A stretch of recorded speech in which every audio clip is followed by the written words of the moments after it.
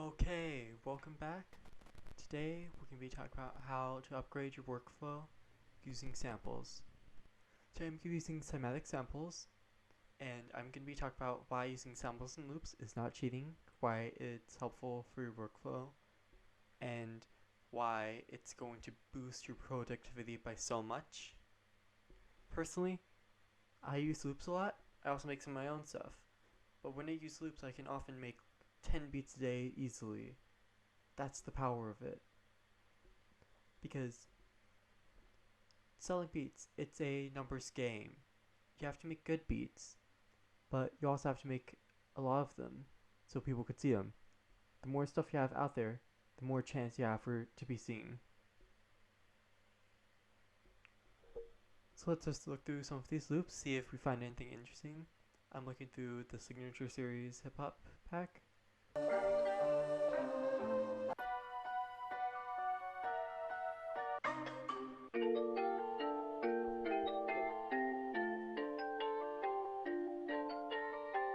Oh, I can hear that for like a Juice WRLD type beat. I'm just gonna mark that for later. I'll do something a bit darker though. Kinda like that. Not feeling good though.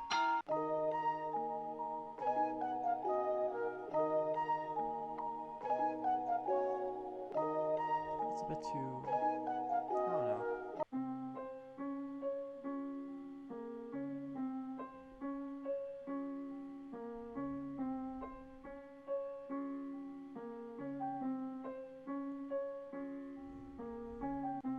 Okay, I can hear that. That's like a really good freestyle type beat.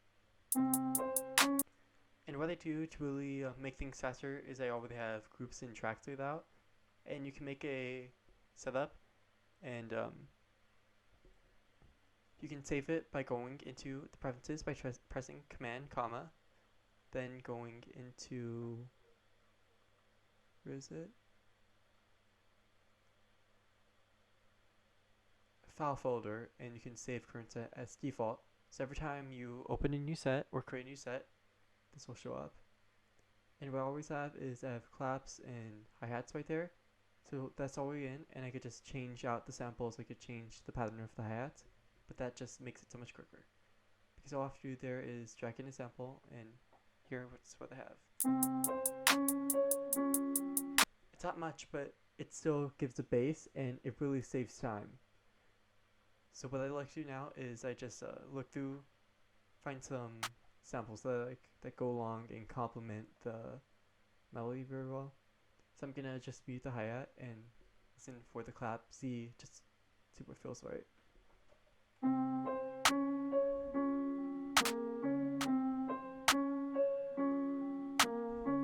See, like that doesn't go too well. It's a bit too short. You want to listen to the length, how harsh it is. You want to listen to transients. I'll explain transients in another video. But for transients, you really have to train your ear to understand what they are.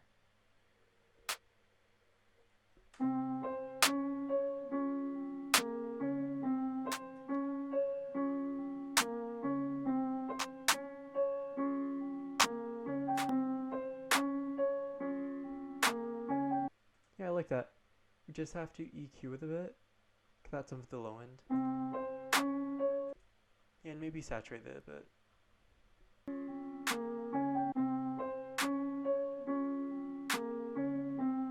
And let's put a compressor. Basically, how a compressor works is you have a waveform and it compresses it down and shrinks it down. Ratio is basically how much compression is applied. Threshold is when the compression is activated. TAC is how long after it goes over the threshold does it start compression. And the release is how long after it gets out of the threshold does it stop compressing.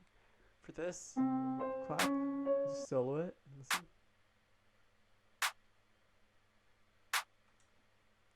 I want to have a fairly long release so we can compress the end and have the transient really stick out and cut through the mix. Turn the TAC up.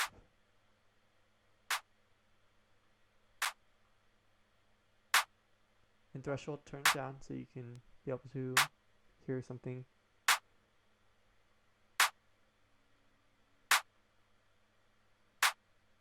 Don't want to do anything too much.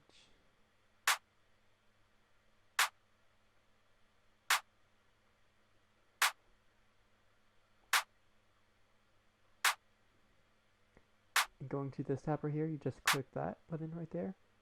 You can see how the compression is applied. When it's just a straight line on the orange, that's when no compression is being applied. The threshold is the blue line, and if you play it, you see that dip right there? That's where the compression does. Basically, it just lowers the gain in that area.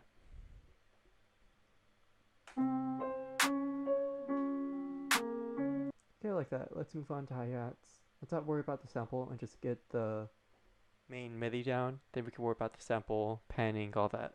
Just do that.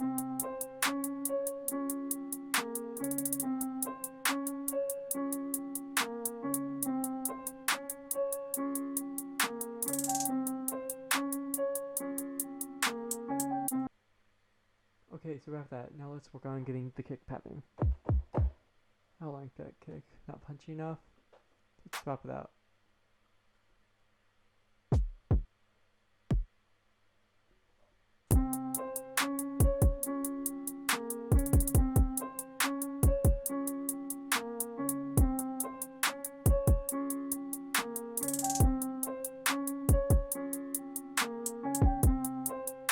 Okay, like that.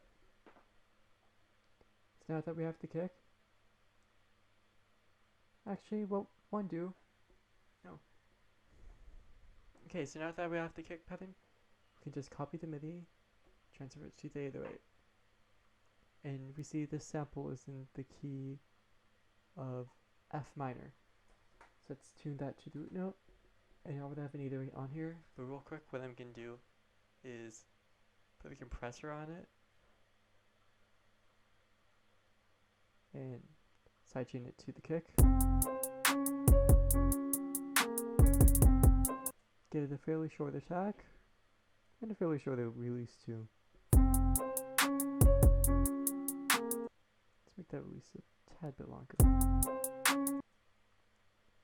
Put the saturation up a bit.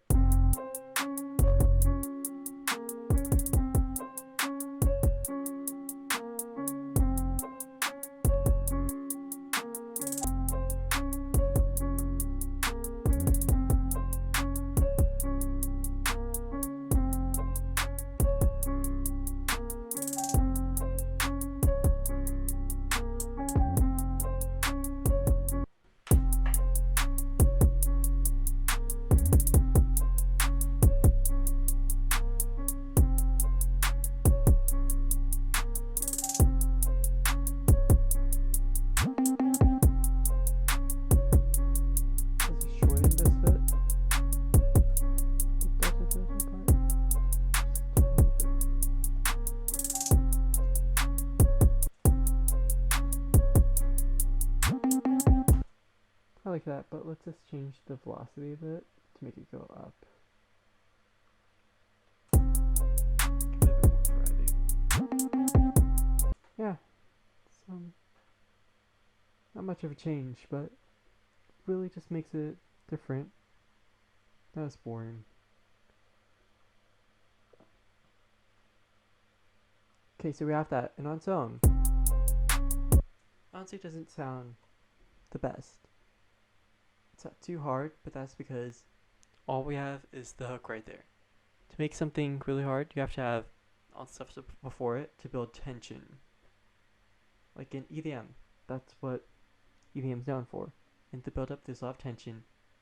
There's filters modulating everything. There's risers, the drums, getting faster, faster. That's meant to build tension before the drop, where it's like a release. So let's get into arranging. What I like to do is I have a 9-bar intro.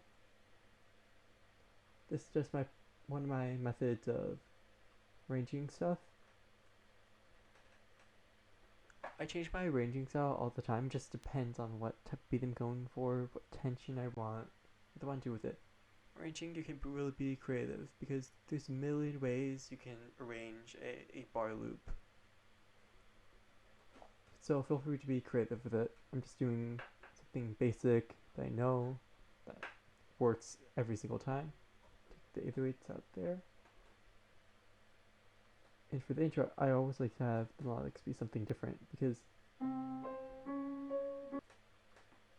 what I can do is I give a halftime on it.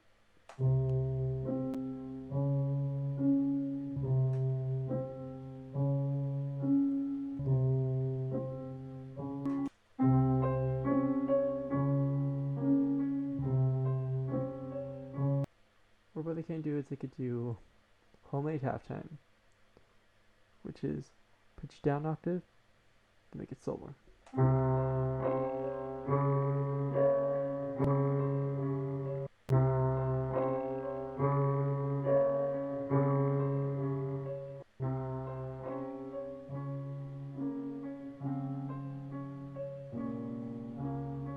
And then just have that homemade halftime as an accent.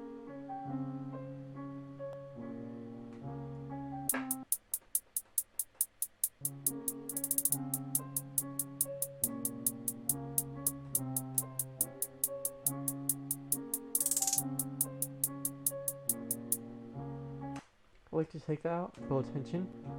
Then either I have like a simple riser, or what I like to do is I put shaper box on it.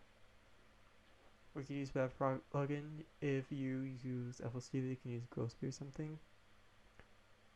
And what I like to do is I like to do a tape stop. And be sure to automate the automation so it's not every bar.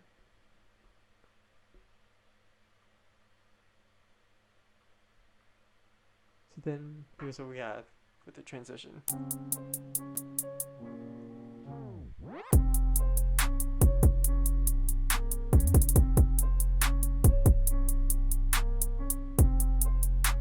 So for the verse, let's just repeat the melody. Another 8-bar loop.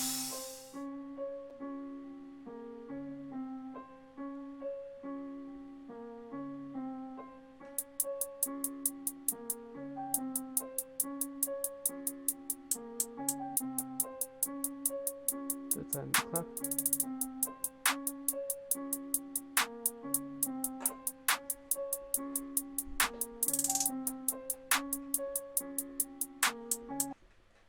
Then add another symbol.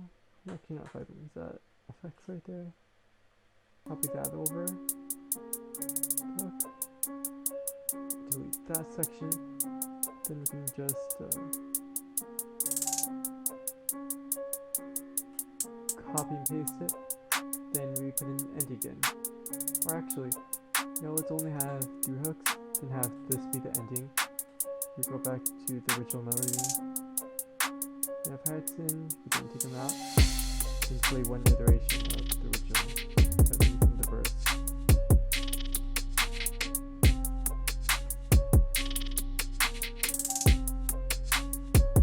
That perfect split to us.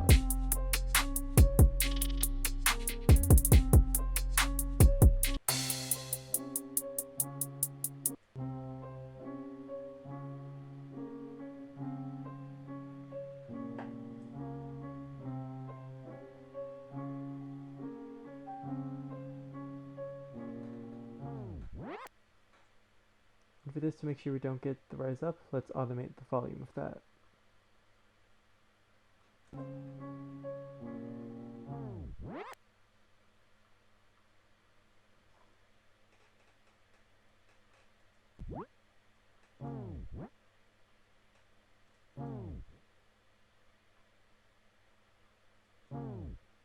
There, we have that.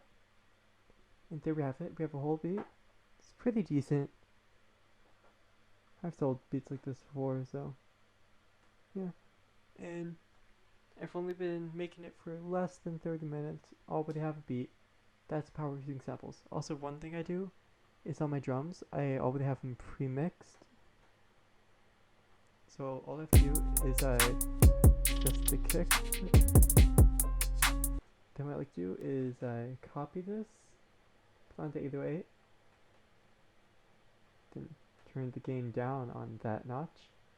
On the drums, it brings out the kick, but here I want to take that away, turn the Q down, and that's just to give the kick its own space in the mix.